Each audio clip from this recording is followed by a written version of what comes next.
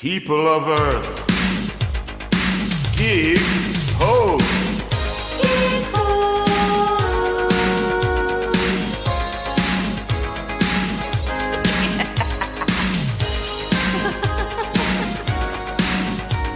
we play Gig Host. Hi, I'm Willa. Hi, I'm Marla. Hi, Marla. And we are the Gig Hosts. Who's here today, Marla? The fabulous, talented, Yes. funny, warm, and energetic Norman Spizz. One of the OGs of the club date business. God, Norman, welcome. Thank you. It's great to be here. What can we say about you that hasn't been said already? That's right. When I was in the mountains at Estamana, they coined the term Norman Spizz, the best there is. Ah, yes. I like Remember that one? Yeah, I do. Yeah. You remember Stephen Scott? I was back one when- of the partners, right? Right, when that was a big deal. Right. You were on the board Of the Friars Club, Club. right. That's right. You played in a band with Neil Sedaka. Neil was in my band at the Estamana. Neil was in your band. That's right. Look at and that. and we went to high school together. Right, in Brighton Beach. Lincoln High School. Lincoln High School. Yeah, right. That's Yes, and we still stay in touch.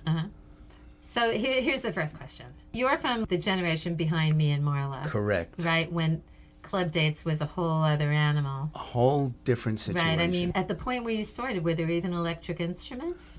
The electric accordion. Oh, my God. Quarter box.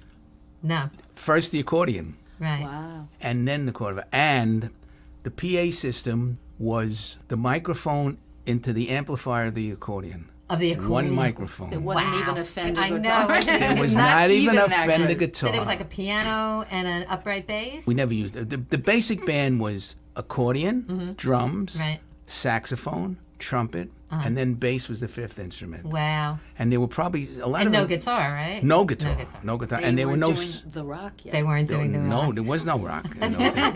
But what we did do is we played a whole different kind of music. Right. I mean, we played waltzes, Right. tangos, Right. pasodobles, Yeah, we were of course. talking rumbas, of course. cha-chas, Right. all of those the things. Latin was big, right? Latin started to become big In the 50s. in the 50s, Because late that's what 50s and people 60s. went to, like the dance classes Exactly and learned. right, So yes. this is where they got to do It it. was all ballroom dancing. Ballroom, There were that's no the way. kids at bar mitzvahs. What?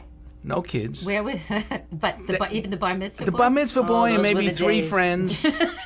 No games for kids. Wow. No nothing. Oh, that sounds like heaven. And we used to do 250 jobs a year. Right.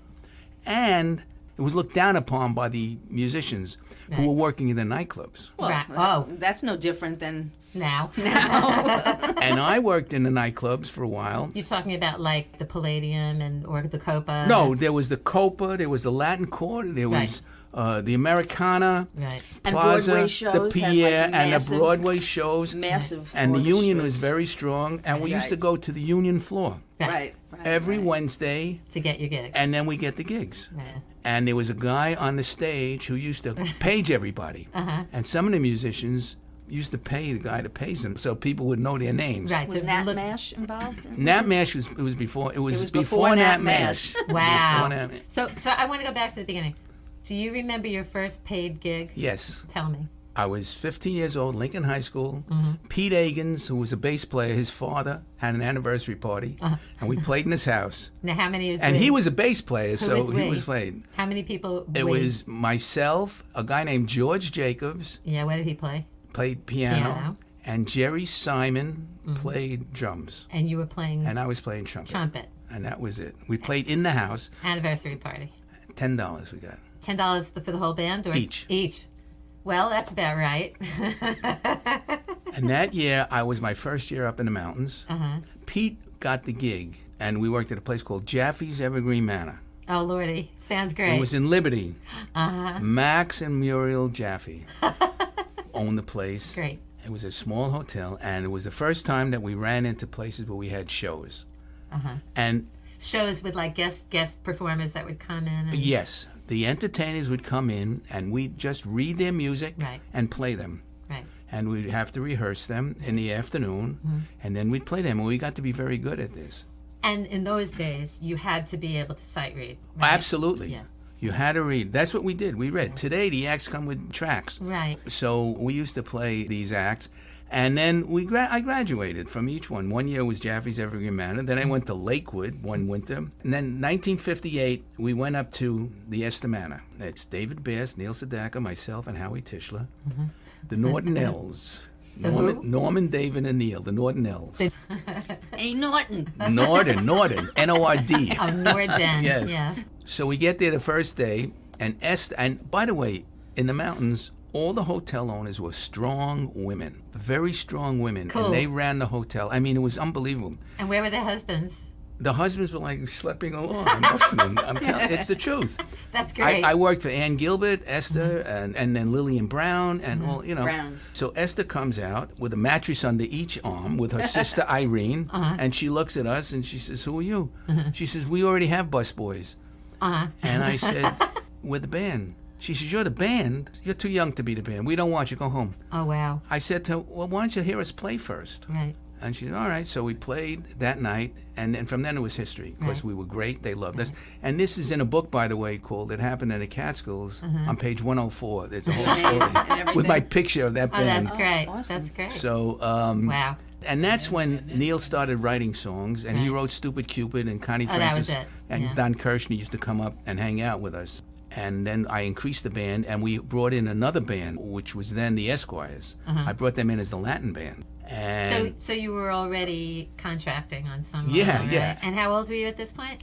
19, 20. So great. And also, when I was in college, I was booking jobs all over the place. Wow. And we used to meet at a place called Dubrow's. So And you never had like an office? no, You were I worked doing out of all my this- house. Right. But I was one of the first people to have an answering machine, and it was like, it was as big as a desk. Tapes and stuff. Yeah. Right. And were you going to college at the same time? Yeah, I was going to Manhattan School of Music. Oh, wow. Yeah. Yeah. So And how long are you playing trumpet? Like, I'm when playing. did you Well, start? I started piano when I was 7, and I always wanted to play trumpet. My mother wouldn't let me play trumpet till after I was bar mitzvah because it would be too many things for me to do. Today, the kids go to soccer, they go to Right. tennis, they go to.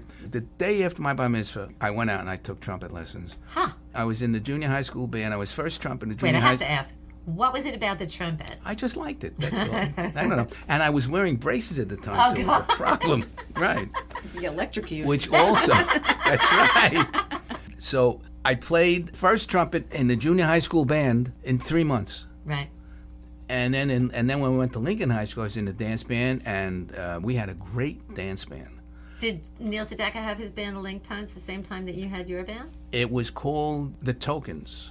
The Tokens, right. That was was- his band, right? It was just a singing group. Right. Yeah, I've heard of it. It was a singing group. And there was a show called Ted Steele, which was like a Dick Clark show. Every high school went there. To play. No, to dance, to sing, you know. Like, but we brought the band, and we played on television. Wow. So you were kind of a local star then. Right. So now I come home, I'm living in Coney Island, and I'm practicing all the time, and the neighbors are screaming and yelling because they hear scales, you know, they don't know anything. Well, they're hearing a trumpet. All of a sudden, all of a sudden they see television. Yeah. And there They you see are. me playing. I'm playing a solo. It was, Then they like accept it. oh my God, we didn't know. It's so funny, right? When someone sees you on TV, everything changes. Right, Yeah. exactly right. So then, after 3 years, I had a fight with Esther. So she never took me the following year. So I showed her I got a job at the Concord. Right. There you go. We were waiting for you to get to the Right. Concord. So I worked at the Concord. I had a band at the Concord. And our job was to play for the singles. They had singles before the show from 9 to 10. You mean a singles dance for A single singles people? dance, because all the singles came up to the It was Concord always every a big weekend. thing in the Concord. Right. Singles Every weekend, weekend. singles weekend, To meet every week. somebody. We played from 9 to 10, and then we'd play in the lounge during the first act of the show, but we would augment the band when the big acts came in. Right. Steve Lawrence came in, I would play third trumpet. So I played for all of these Right. acts. So like who? Oh, Sammy Davis, Steve Lawrence, Tony Martin, Wow. all of these. And the greatest feeling was when you're sitting in the band and you're playing the charts that you hear on the radio, Right. and you're playing it, and it's like goosebumps time. Where did the charts? They brought their own charts. They with always them bring their charts. because the charts were created for the studio. Right, Yeah, right. exactly right. They bring Set their of arrangements. tracks. They had their Yeah, They it's like bring their arrangements, and they Nelson Riddle. Right. those Right. guys. and they'd also bring their own lead trumpet player, their own keyboard player, their own drummer. Right. That's what and their own conductor. So what happened to you? So after that, I went, and then I was in the Army, and yeah. That's what happened to you. Right. Was that Korea? It was before Korea. Oh, no, it was after Korea. After it was Korea. just before Vietnam. Okay. I was stationed in Fort Monmouth, New In New Jersey, Jersey. overseas in New Jersey, right? And I was in a band. What was the other side of the river? Right, that's Yeah. right. I was in a band, and I used to come in every weekend to play club dates. Right. And my forte was always, I was able to conduct shows. That was the thing that I did best. I was an okay trumpet player, Right. but I was a great band leader Right. and a good conductor. Conductor. For the shows, you know. Right. So now I'm with a group called Glenn Burton, and they were the house music at a place called the Colony Hill. So all summer long they had shows. I was the only one who could conduct. So that was my gig. I led that big band, 5,000 people, and I conducted all the shows.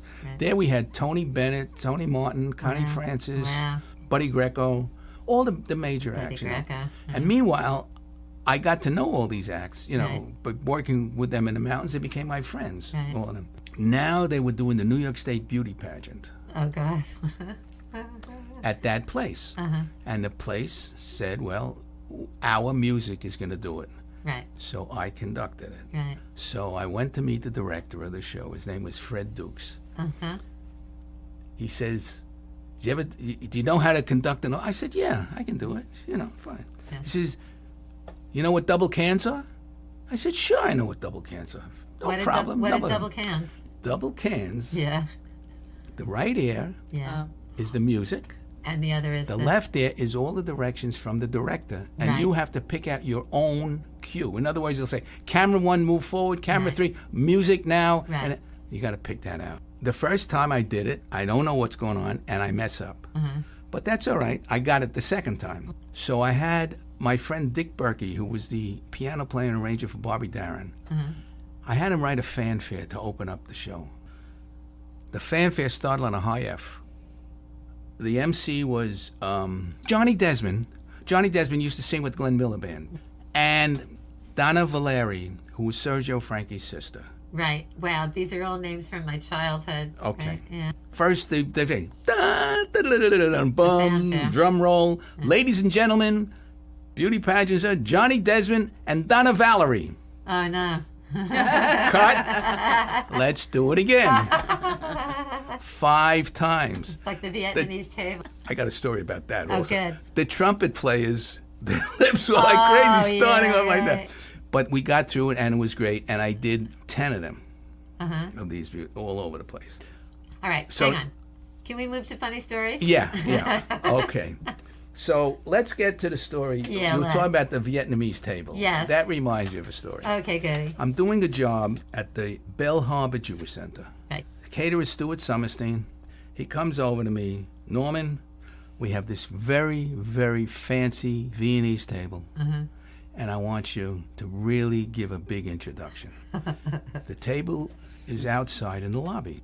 So he says, okay, now, drum roll, ladies and gentlemen, caterers present the beautiful Viennese table. Da da da da da da da. Right? Song of the Flame. Song of the Flame.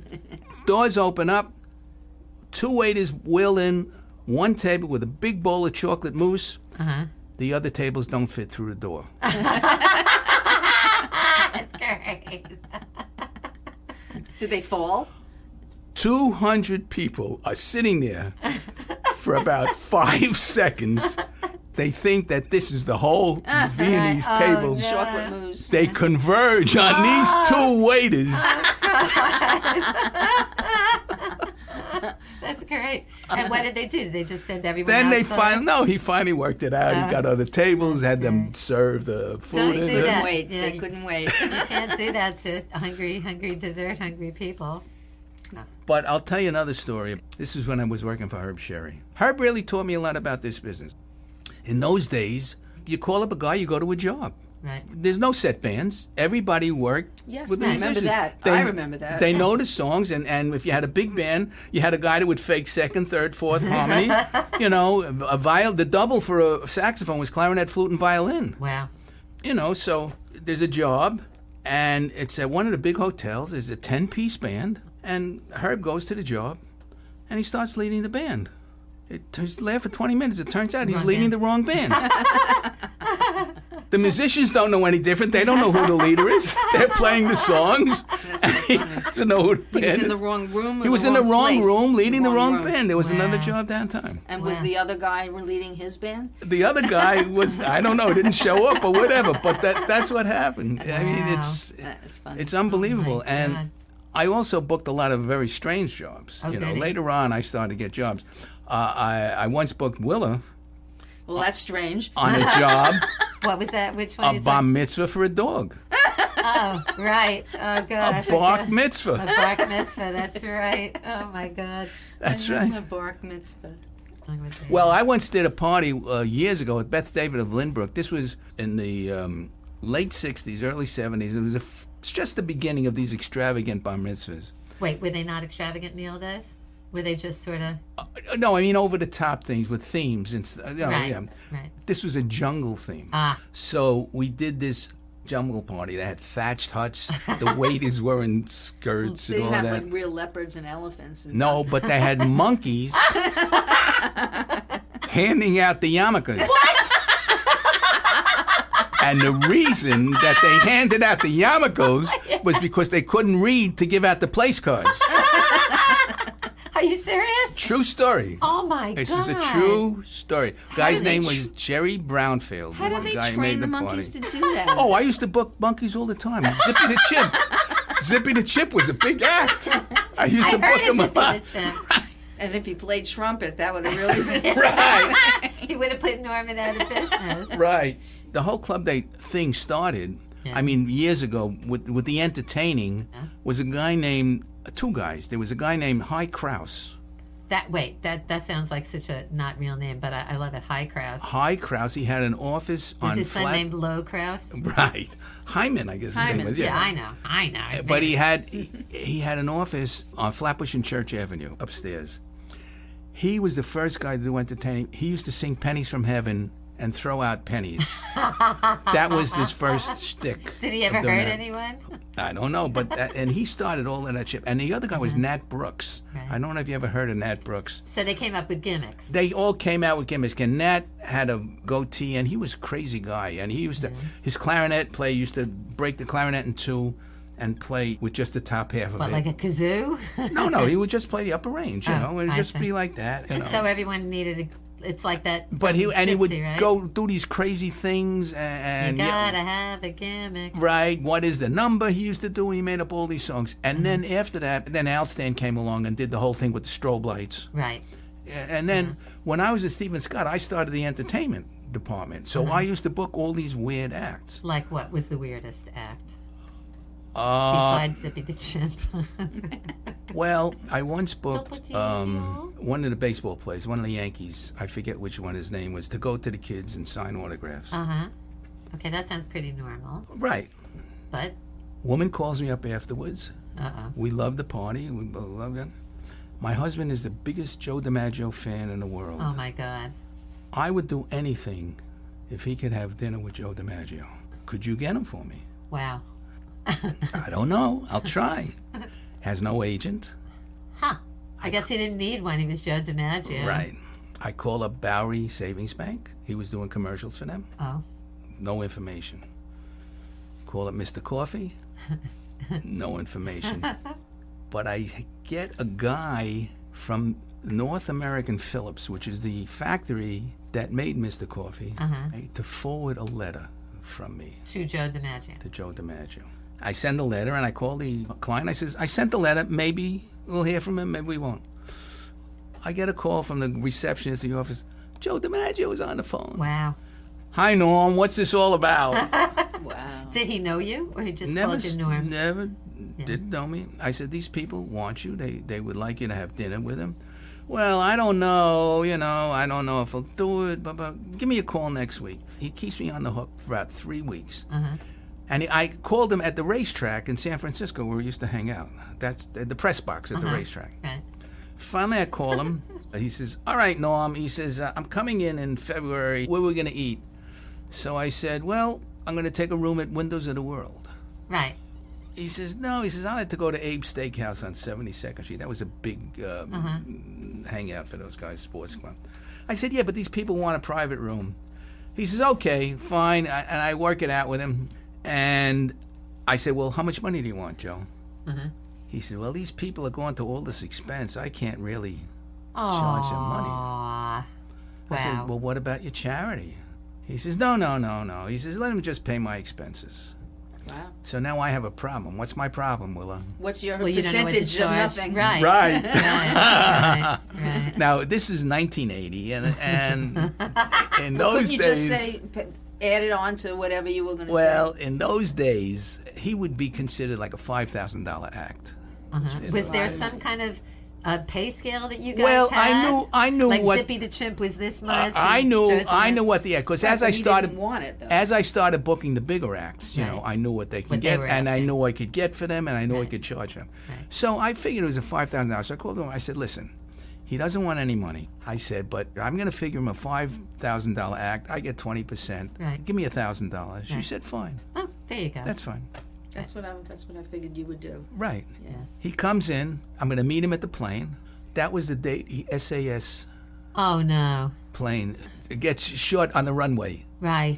The same And- day. The whole airport got closed down. and I hired a limo. Oh, my God. There's no phones in those days, no Right, car phones. right. So I go there, and I get to the airport, and they say, well, he went to Newark. They went to Newark. So I go, guy goes to Newark Sounds like in the Seinfeld. limo. I know. In the limo, right? And I go there, and I managed to find. He says he left. He took a cab. So I call him at the Americana Hotel where we were staying. He always stayed at the same places because they were giving him endorsements. Right.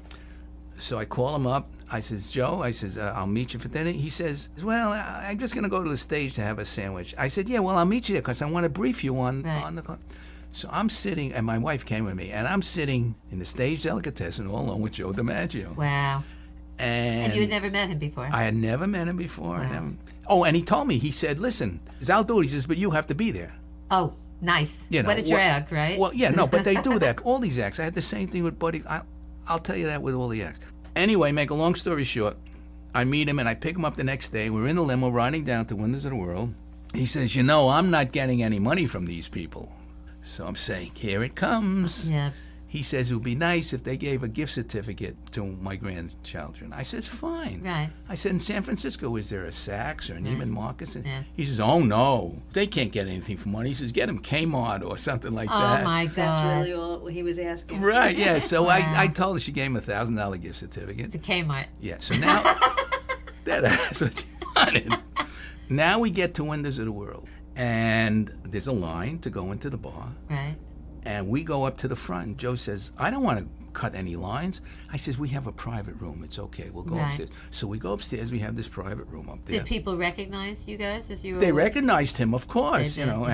and there was a whole buzz. Wow. Now the guy comes, because it's a surprise for him. Oh, It's a whole surprise for him. Right. So the thing is, they're going to a private party at the Windows. Right. So he gets there, he hears the buzz about Joe DiMaggio, Right. and they get out of the elevator, and he starts walking to the public restaurant, and his because he wife thinks says, Joe DiMaggio's there. right, and his wife says, where you going? He says, I want to go see Joe DiMaggio. She says, look, do me a favor. Let's go say hello to the people first. Right. And then he walks in, and it's unbelievable. Did he sob? The guy sobbed. Yeah. And I'm sitting next to Joe Aw, DiMaggio. aw. And he, a lot of people say bad things about him, but to me, I thought he was the greatest guy. Right. We're sitting there, and we're looking at the menu. He says, this rack of lamb for two looks good, Norm. I hate lamb. I said, yeah, Joe. So I ate the lamb. Yeah. Now at the end, he drank something called Postum. I remember Postum. Right. It's like an instant thing. It's like bad instant coffee. Yeah, kinda. exactly right. Yeah. So he says to the waiter, give me a half a cup of water and post him. So the waiter gives him like a little bit of less. And he says, boy, he really took me serious with the water. I said, I'll get you more water. He says, no, I don't want to make any trouble. Wow. And it was a great night. And he used to call me afterwards for a while. Wow. He called me. That's incredible. I mean, that's a great story. Yeah. But I'm thinking of I remember I heard on the Ted Mack Amateur Hour Right. that he'd have all kinds of wacky acts. Like he had one Yes. woman who would slide the false teeth out of her mouth and clack them together like castanets, right? Right. God. So I'm wondering if We you had... did every year. Oh, this was like you set me up for this. I'm with you, baby. Every year since I ran the entertainment division, we did, for publicity, Yeah. we ran an open audition Ah, there you go. for any act other than a singer or a dancer. Right. I got a guy who did spoons, and I always got I got a TV thing out of it. I got a big spread in the newspapers. Right. I got a guy who did spoons. Yeah. I got all kinds of ones. The weirdest guy, I got a guy who stood on a chair and jumped off the chair and rolled himself up in a roll of toilet paper. Wow, that's talent. Did he use up the whole roll of Used up the whole roll. Used up the whole roll. Wow. I mean, now I'm trying to think of the logistics. So he's on a chair. Was the roll started? Like, was it begun? He had it like on his head or On something. his head. Oh, and he knocked And he it just over. rolled over and rolled over it. into it. Wow. So That was not what I was expecting. now I get a call from Madeline Smithberg, Yeah. who was the producer of the David Letterman show. Oh, Stupid pet tricks. wow. She called me up. She says, "Do you have any of these Yeah. things?" Did So I you? gave her a list of the people, and one of them was the toilet paper guy. Right. And she said, "No, David doesn't want that. It's too weird for him." Or whatever. Too weird Too for you, weird too for him. weird. Right. But anyway, I kept in touch with her over the years, and every year I used to send her a Christmas card. She used to send me a thing, and I can get tickets for the show if I needed tickets Right. for an Now an you tell me. account. Right. Now I tell you. Wow. So, That's amazing. Yeah. So let me ask you this. I ask everybody this question, and Right. maybe you don't have an answer.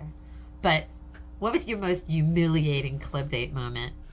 My most humiliating Yeah. club day moment. We all have one. Yes, I do have a humiliating club Of course day you moment. do. Let's hear it. I mean, unless it's too painful to talk about. No, it's not painful to him because it was a life lesson for me. Okay, let's hear it. So it's New Year's Eve. I'm on the union floor. I'm Looking for a gig? 18 years old. I don't have a gig. And what time of day was it? Yeah, right? Like, It's afternoon, 12 o'clock. So you Right. think you can get a gig? Right. Okay. can you imagine? I Can know. you I'm imagine? trying to imagine But that. there's a lot of people on the union floor looking for gigs that day because a lot Sure. of people need guys. Right. In those days, by the way, the good musicians, the stars, if you wanted them to work New Year's Eve, you had to give them like 5 other dates with it. If you wanted them to work a Saturday night, you had to give them 2 Sundays with Right, it and so on. right. They were much in demand. So there was a guy named from the Bronx, Hal Silvers, who I knew. And he says, well, I know this guy that's looking for a trumpet player. So I go over to him. And he says, you know the tunes? I said, sure, I know the tunes. I know all the tunes. I'm you know. Norman Spizz. Right, I know all but the you were tunes. 18. Right, 18, right. And I had worked in the mountains. I had experience and Right. so on. So he says, okay, South Baldwin Jewish Center, 9 o'clock. I said, okay, I'll go there. He said, no. He says, you'll meet me. They were afraid I wouldn't show up. So he wanted He wanted to drive me, there. so I met him. And we get there, and the band his name is Max something. He looked like Pope John because he used to carry a picture of Pope John and show it. That's what he was the leader of the band. Wow. It What? was- Show it to the audience? Show it to the No, band? to everybody, to say how he looked like him, Oh. Like, The office was an office called Harry Lefcourt. So there was him, there was a drummer who had no hi-hat. Wow. These were all old guys. Yeah. So we're playing the cocktail hour, and he starts calling tunes. Went through 30 minutes before I knew one tune that they played. Really? And the tune that they called that I finally knew, I Can't Give You Anything But Love, Right. Baby, they played in A flat, and I played it, and I knew it in G. Right. Oh. And the whole night, So you didn't know anything they knew? I didn't know anything. But later on, I started to learn to do some of the tunes. Were they calling obscure tunes, or you just... No, they were well, to me, they were obscure. Right. They- well, it they was in were the tunes. beginning of his Yeah, it was in the career, beginning, you know. So, So they called all these tunes. But not only, instead of encouraging me, these guys, Ragging how on do you. you have the nerve to Right. take this job? Won't Yeah. you know what you're doing? And Right. I mean, they're really, so that was, Yeah, well, that's how true. it was in the beginning for all of us. We were all like, Who right. beat up on you? well, Roger Murray, does Right. that name ring a bell? Dominic Esposito. Yeah, it was the- Roger Murray. Yeah, Dominic Esposito. He I know broke Roger me Murray. in, with yeah. the guitar amp of the Right. PA, And it's nearly like, broke your soul in the... well, they, the office put you on the gig, and you walk in not knowing anything, Right. and you figure it out after 6 months. Right. I did a gig You like know, you that. only had one night. All right. I did a gig like that, and I'd been playing for years, but they were calling tunes like Red Clay, all Right, these yeah. jazz tunes Right. that I didn't know, and I got that same Red thing. Clay. On the other hand, I was very lucky that way because it was a busy June day and I needed a piano player. And Jackie Michaels said to me, I have this piano player. I sent him out with one of my sub-leaders. He got a bad report, but you want to try him? I said, okay. Who was it? 16-year-old kid, Roy Gerson, Oh, right? Yeah. Comes to the job. Great player. I mean, I can't believe how great this guy is. 16 years old. I said, what happened? Why did you get... He says he got mad at me because he called There Is No Greater Love. So one tune. And he didn't got know that tune, which is a crucified. jazz tune. right. And that was his loss because Roy was with me for many years. That was like Tommy Montalbano. Did you ever play with Tommy Montalbano? Yeah. He showed up when he was like 17, like Steve Gadd. He blew us all away. He Right. was so But that's great. the thing. Everyone expects, oh, you don't know what I know. It's like, yeah, but I know Right. like 40% more than you I know. know. You know, like, I how know. dare you? All right. Okay. Do you Yeah, have he's more doing funny stories on that piece More of paper? funny stories. I like the funny You like the stories. funny stories. I do. You know, you play music, it's not enough. You have to be funny. That's too. right. Okay. There was a guy named Bob Chevy. Remember Bob Chevy? Yes. Bob Chevy. We were just talking about Bob Chevy, weren't we? Very good singer. Was not a band leader. There comes a time where they're doing the first anniversary of the shooting of a mafia guy. I don't want to mention his name. I don't want to say. Please don't. Yeah. What? We all want to live. Right. I want to live. I want to give. Chateau Pelham, Wow, where's that? the Bronx. The Bronx, baby. Have you Pelham been there? Parkway. But have you been to Chateau? I've been to Pelham Parkway. Open up all the rooms. Yeah. Gothic chandelier, French chandelier, modern chandelier, all the rooms. What was that the name of the rooms? No, but that was because all those rooms were different, but you open them all up, so you had all the different chandeliers. Oh, they literally had different yeah, chandeliers. yeah. A chandelier. 200 song. or 300 men. So it's like a memorial for Right. Don. Right. Okay. The guy was still alive, as a matter of fact. He was in a coma, but Oh my God. but they didn't bring him to the thing. Right. Yeah. 10-piece band. They contracted the band. But all men. A couple of women, but you know. And I'm there to conduct the band and Right. conduct for the acts because there were acts there. Right. And Bob Chevy didn't know how to do that. I mean, he couldn't. Not that he didn't know he couldn't do it. It wasn't what he did. It was what I do. So I get there before him. A guy comes over to me. He says, "Yuzzle, play dance music when the people Yizzle. play dance music when the people are dancing, and dinner music when the people are dining." But if it's mostly men, who's I dancing? said, "Yeah, well, there were a couple of women dancing." Okay. I said, "Good. Just tell me who the maitre d' is." "I'll be the maitre d'." I said, "Fine. That's it." I'm playing along. Now we had Pat Henry there. We had Morty Storm, a couple of other acts. Pat Henry was a good friend of mine. And Joey Rapp, the agent, comes in with Kay Stevens. Kay Stevens was Right. at Song and Dance from Las Vegas. Yeah, she was a big name. Yeah. And she came in with the music, and I'm conducting the music for her. And Joey goes over to the guy that says, "I'll be the maitre d'." Right. And was that one of the mob guys? Said I'll be the maitre d'? Yeah, he was from the place. Right. "I'll be the maitre d'." He says, "I'm Joey Rapp. I'm with Kay Stevens, and I like to go over the lighting for the room." Oh boy. And he says, "We got two kinds of lights here, on and off." That guy is dead now. He's off. Period. Oh, God. That's I did a good. party at the old Woodbury Country Club. Playing the party, and it's fine. Everything is fine. I'm ready to go home, and I can't get out of the place. All locked up? Caterer locked up the place. Oh, God. Locked the people up in. Wouldn't let the people out. You mean the Why? guests were still there? Yes, he though? wouldn't let the guests out. Because didn't what get paid? happened was he always served money. the wrong champagne, Uh-huh. and the host said, "I'm not paying you. Oh. I want the money discounted for the champagne." The guy says, "No, I'm Oh, my locking you out. I got to get God. paid for everything." So, I mean, we got to go to another job. Oh, it's an afternoon gig. It was an afternoon gig, so we got to go to another job. So I went to the guy. I said, "Listen, what are you taking didn't out do on us?" anything. So he let us go out through the back. For the first time in our lives, we went out through the kitchen instead Right. of going in through the kitchen. Did you ever find out what happened? No. I think it was in the newspapers, but I never. That's pretty funny. That's pretty We good. should try that when they don't pay us. Yeah. right. Lock the door. with- Lock the doors. That's good. I once played See, this is great. He's I just once snapping him out now. when Clinton was running for president, Yeah. the Flower Association from Washington did a publicity stunt. They ran a flower for president, Oh, I see. just as a publicity Sure. stunt. Who were the contenders? Do you remember? A flower. They had a guy in a flower costume. Oh, a guy in a flower. Yeah, or a bumblebee, something like that with Right. flowers, right? I had a marching band and a sound system in the middle of Times Square Wow. at 12 o'clock Holy crap! During Right. during the week. during the week. Wow. While these people were doing this whole publicity Oh, stuff my for the God. yeah. So I That's did pretty strange nice. jobs like that. Also, I did a job, Kentile floors.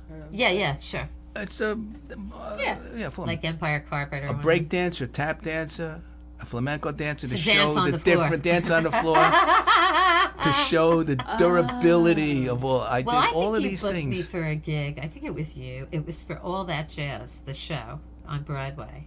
No, I didn't do that. No, It wasn't me. somebody yeah. did. It was me, like a trio, me and a bass player and a drummer. Right. We had to stand in front of the frickin' theater and play just that song.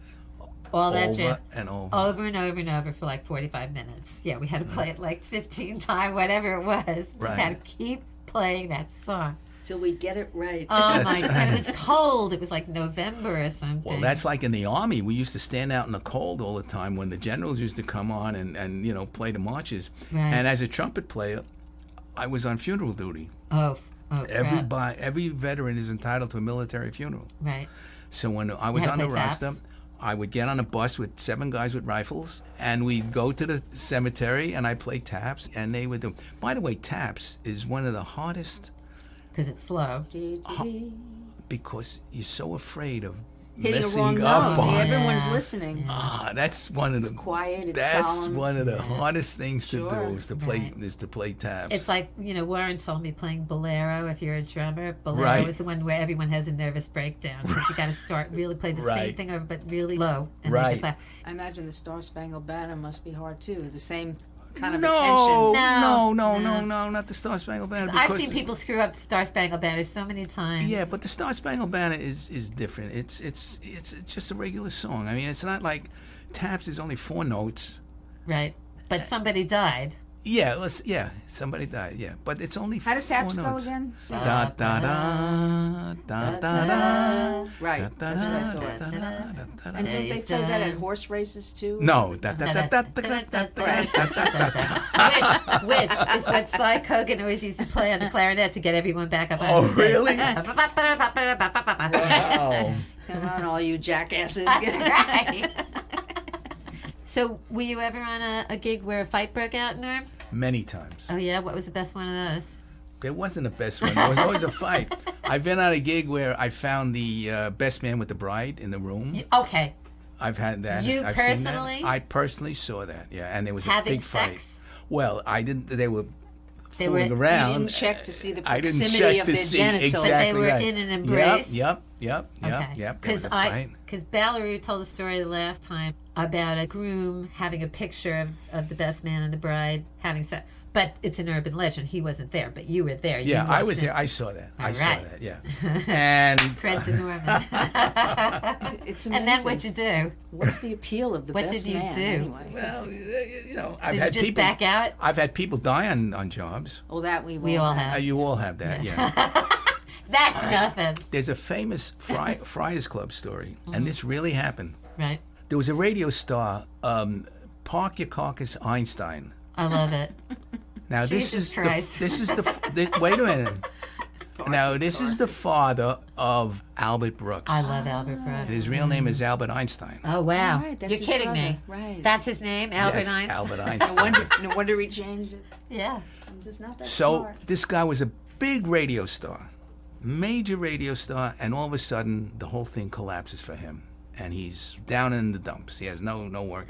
There's a Friars roast, and they say, well, let's bring him on. We'll put him on the dais, let him do a thing, and let the people see him again. So we'll get reenacted. He gets up at the roast, and he does his act, and he kills. Great. They love him. They're clapping. They're clapping. I mean, he sits down, has a heart attack, and dies. Oh, right my there. I God. don't know why this sounds familiar. It's the truth. It's a true story. Wow. I've Milton heard this. Berle gets up and says, Tony Martin, Sing something. Do something. Tony Martin gets up and sings, "There Goes My Heart." Are you kidding me? True story. It's Holy on tape. crap. It's on the Friars. Oh my It's on the tape God. about the Friars. Well, at least the guy died with his boots on. That's right. You know. That's right. Wow. So we've been talking for an hour. Right. We can talk for more. I know we could, but I have to edit. One of Right. us is going to edit this thing. So Right. Not me.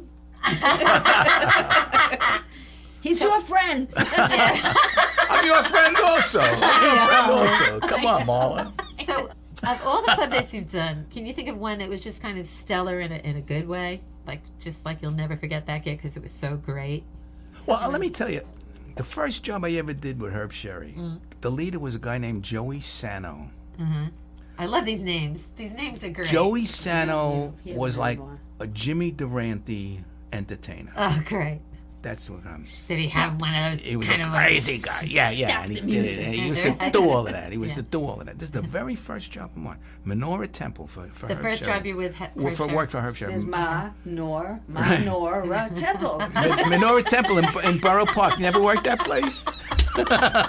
It's not such a bad word.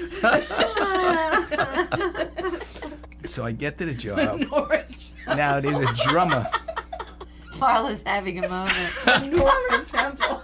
Right. You never heard of Menorah Temple? It's in Borough Park. I know menorah is a Yeah, I thing, know, but I when know, you I know. just say menorah. Right. Okay. Alright. So now there's a drummer on the job who also owns a pet shop. Uh-oh. And these two guys, evidently, they're like slapstick guys. Oh, And yeah. there was an accordion player. An accordion player, myself, Joey Sano, and The Jimmy Durante guy. soon as they get to the job, he sings the first song. The Joey Durante Sano guy. sings the first song, takes the cymbal off the drum, and tosses it to the other guy. The other guy starts throwing things. Were they mad? No, No, they were like was- just juggling an or act. something. That was doing, It was an and act. that was the whole job, and it was crazy. I couldn't believe it. So they're just grabbing things and throwing them Right, at each and other, throwing catching them. things, and Wow. and I'm standing there. I don't know what crazy. I had a drummer working for me, Chip the Guard, very nice guy. Where do you get these names? He was Chip the Guard. Wow. He lived with his uncle. He came from the Midwest somewhere and lived with his uncle in New Jersey. And we get to a job at the Bethel of Chappaqua. Oh, God. Chip calls me on the side. He says, "Norman, my uncle has a pet snake, Yeah. and the snake Yeah. is in the drum." Oh, my God. Oh, you mean he crawled in and he didn't realize he was there? I Holy said, shit. I said, "Get rid of it. Oh, God. Get rid of it whatever you want to do." So what'd he do? He gets it into the cymbal bag, you know, Oh, and he brings closes it up into the the bag. car. What kind of snake was it? I don't know. I don't care. We don't care. That's pretty good. I once had another guy, Billy, I forget his last name, a drummer. His brother was a bass player. They were country guys. Guy was always 2 hours early to a job. Early. 2 Your hours kind of early to guy. a job. I loved him. It's a half hour before the job. He's not there. And I'm nervous. Right. Finally, he comes in, and the job was in Connecticut. I said, "Billy, what happened? Why is..." He says, "The axle on my car broke, and I had to fix it. I changed it." Wow. He changed the axle in on his his car. tuxedo. He fixed the axle on his Really? car. Absolutely, I swear to God. Holy crap. I said, "Billy, wow, that's great." You know, Wow. I mean, these stories are no just cell phones. You couldn't call and say. no cell phones, nothing. You're on the highway somewhere. Right. I once I was playing at JP's, you know, that club in the city. Yeah. Yeah. And, you know, we played until 2 o'clock in the morning. And I had a gig at the Swan Club at noon the next day, Sunday. And I had a car that the fuel gauge was broken. So I'm driving, you know, when you get off the Midtown Tunnel and you're on the LA and it converges with Right. the BQE and there's Yeah. that hill and it's like Yeah. 10 lanes. Driving up that spot in the middle and the car dies. It's February. It's 3 o'clock in the morning. I'm alone. And the cars are whizzing by me. Dangerous. What did I do? I got out of my car. I went to the back of my car. I got on my knees. I put my hands together. Oh, like my this, God. Just like this. And I'm just kneeling by the back of my car. And I was so lucky because some doctor in a BMW pulled up behind me. Right. And he pushed me off. And there was snow on the ground, too. You know, he pushed me off all the way off, pushed me into a parking space, and drove me home and didn't rape me, you know? Wow. It was unbelievable. God was looking out for me that night. But what else could I do? I know. I'm coming home from a job, 1959. I'm at a job at the Garfield Temple. I had my father's car. Yeah. I parked my father's car in a place, because it was snowing, where I knew I could get out. We'll do the job. I come out. I had the girl singer. I was going to take the girl singer home. The car doesn't start. The wires were wet. What am I going to do? So I see Davy Bass is with Neil, and he had his father's cars. And there was no back seat in the car. He had a crate in the back seat. Right. So you sat on the crate? So I waved down Davy, and we get into the car, and we jump off the girl. Now the windshield wipers stop working. We take string And pushing on it either back side. And you're pulling we're on- pulling and pulling. I've done something We like drop. Really? We that. Yeah, drop. you can't see where you're going. Right. otherwise. We drop off the girl, Wow. and now we're driving that, and then it's 5 o'clock in the morning. Audience, they're 5 doing o'clock in the hula morning. here. Yeah. We don't go home. No? You go to, go to- Woe hop? Go to Chinatown. Nathan's. Oh, Oh, no. Nathan's right near our house, Yeah. and we went to Nathan's, and we Great. did that. That's great. you Those deserved are it the- after a night like Yeah, that. I know. Okay, so this has been Norman Spizz, definitely one of the original gangsters of club dates, and It's been- great to hear the timeline of how things evolved Right. from Yeah. back even that Yeah. far. Yeah, Because it because- keeps changing. Yeah. it does keep changing because it's changed a lot since we started too. I was Sure. I was at a wedding recently as a guest. It was a great band. Mm-hmm. The job was completely different from anything I've ever seen at a wedding. Mm-hmm. For instance, the ceremony was completely different. They had an Orthodox ceremony. Instead of the bride walking around 7 times, they each walked around 3 times around the other, and then they both Mm-hmm. Right. walked around the Yeah, 'cause 7th they time. And then they Make it, did the yeah. polka. No, and they Then had did the hokey pokey. right, and they had people from the. By the way, you know that guy. That guy died recently. What guy? The guy that wrote that song. Really? Hokey pokey? Yeah, and at his funeral, they had a problem. They yeah, put this his is Joe. leg into the phone and then pull it out. Put his right leg in. Why did we fall for it? I know. I knew it was coming. Okay, we've gone way over. Not that I'm sorry, Right. but again, Norman, thank you so much. Thank for you. It was coming. my pleasure to stuff. be So glad to here. have Great you. stuff. Yeah. Yeah, and we bow to you because you've been in since the beginning. And, Right. you know, Yeah. Yeah. Where I feel like a child. And so, may your gigs be plentiful. And may your GPS never falter. And we are the Gig Hosts. All right. Okay, know what time it is, Marla Jo? What time is it? It's time for Credit of the Week. Hoo-ha. So this is a song called Be Free, and this is from when I had Tony Battaglia and I had the commercial recording studio on Broadway on 20th Street, and the great jazz flautist Herbie Mann was recording a record with a bunch of Brazilian musicians. So I got them to play a couple of my tracks with me, and they were all such amazing players. They weren't all Brazilian, but they knew Brazilian music. So the drummer is Ricky Sebastian, a brilliant, legendary drummer from New Orleans, and Paul Socolo, who's great on bass. Tininho Horta, who's playing guitars, this Brazilian guy who had his own superstar career in Brazil, and Billy Drew's on soprano sax.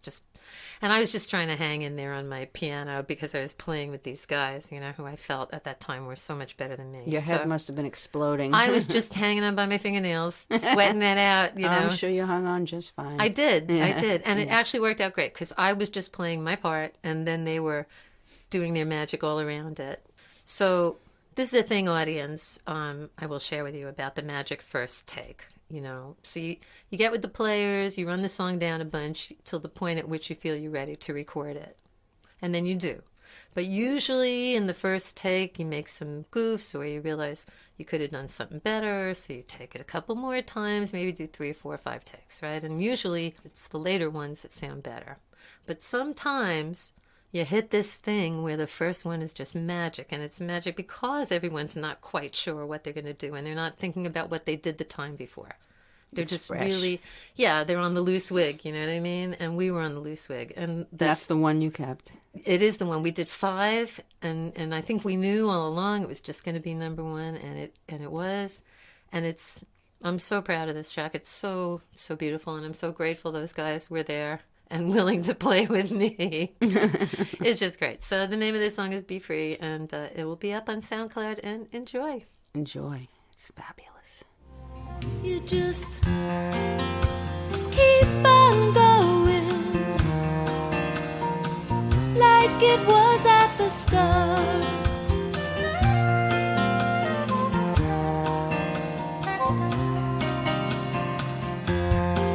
One golden moment, you knew you had to follow your heart.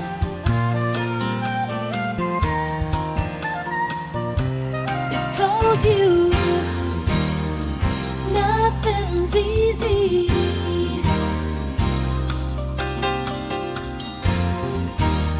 But you're gonna be free. You're gonna be free. Let yourself be free. Let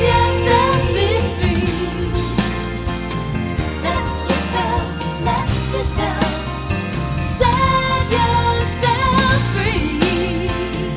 Only you can set yourself free. To hear the full song, follow the link on the Gig Hose Facebook page. The Gig Hose podcast is produced and recorded by Marla Joe and Willa Basson, also known as The Gig Hose. Thanks to Jeremy Goldberg for opening voiceover.